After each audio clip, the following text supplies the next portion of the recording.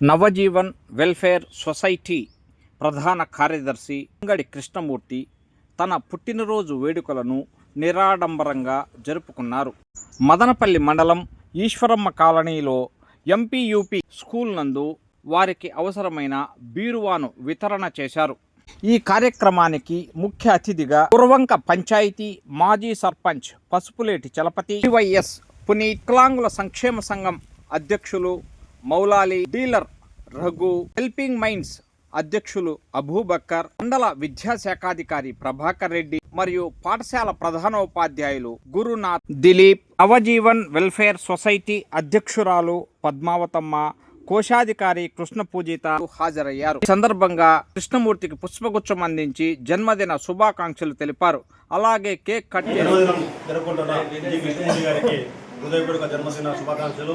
ఇలాంటి జన్మదినాలు ఇంకా ఎన్నో జరుపుకోవాలని కోరుకుంటున్నాము. అదేవిధంగా ఈరోజు జన్మదినం పురస్కరించుకొని ఈరోజు ఈశ్వరమైన్లో పంచాయతీలో ప్రభుత్వ పాఠశాలలో ఆయన దాతృత్వము స్కూల్ పిల్లల కోసము గివా తీసుకోవడం చాలా సంతోషకరము. అదేవిధంగా భవిష్యత్తులో ఇంకా ఎన్నో మంచి సేవా కార్యక్రమాలు చేయాలని మనస్ఫూర్తిగా కోరుకుంటున్నాను.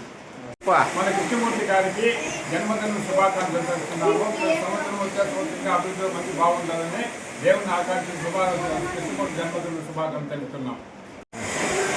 పుట్టినరోజు వేడుక అంటేనే ఆర్భాటాలు, ఆ ఆర్భాటాలకి పోకుండా ప్రతి సంవత్సరం ఏదో ఒక సేవా కార్యక్రమం చేయాలనే ఒక మంచి ఆశయము ఆదర్శంగా తీసుకుని వెళ్తూ వచ్చే భావితరాలు కూడా పుట్టినరోజు వేడుకల్లో ఒక సేవా కార్యక్రమం ఉండాలనుకుంటున్నాం.